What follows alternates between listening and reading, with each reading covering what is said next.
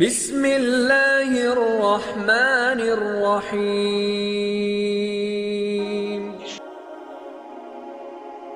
لوگ تاج محل کو محبت کی علامت قرار دیتے ہیں، مگر یقین کریں کہ عثمانی دور میں مسجد نبوی صلی اللہ علیہ وسلم کی تعمیرات کی دنیا میں محبت اور عقیدت کی معراج ہے۔ ذرا پڑھیے اور اپنے دلوں کو عشق نبی صلی اللہ علیہ وسلم سے منور کریں۔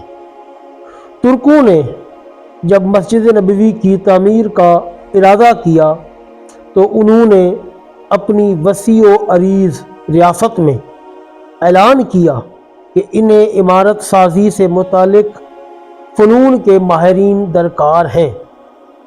اعلان کرنے کی دیر تھی کہ ہر علم کے مانے ہوئے لوگوں نے اپنی خدمات پیش کی۔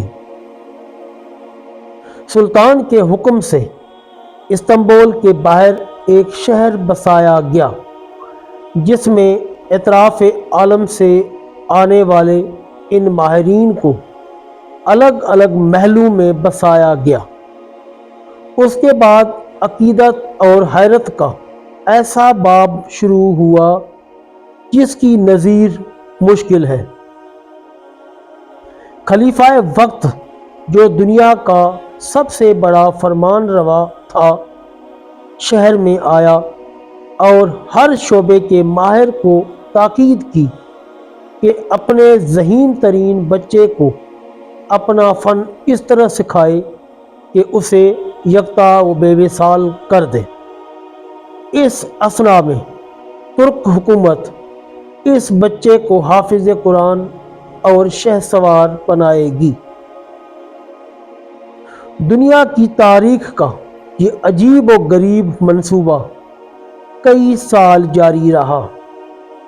25 سال بعد نوجوانوں کی ایسی جماعت تیار ہوئی جو نہ صرف اپنے شعبے میں یکتائے روزگار تھے، بلکہ ہر شخص حافظ قرآن اور باعمل مسلمان بھی تھا۔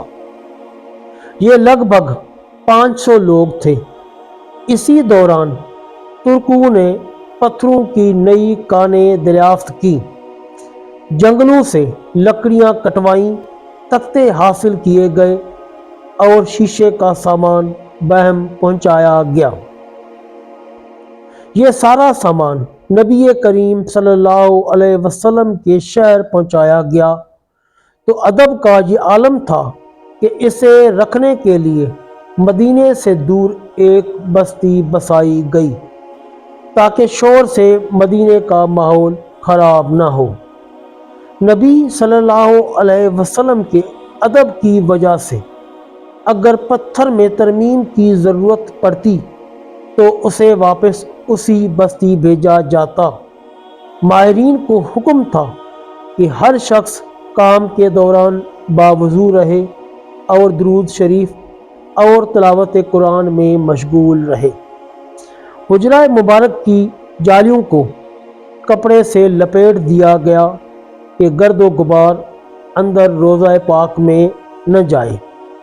ستون لگائے گئے کہ ریاض الجنہ اور روضہ پاک پر مٹی نہ گرے۔ یہ کام 15 سال تک چلتا رہا اور تاریخ عالم گواہ ہے۔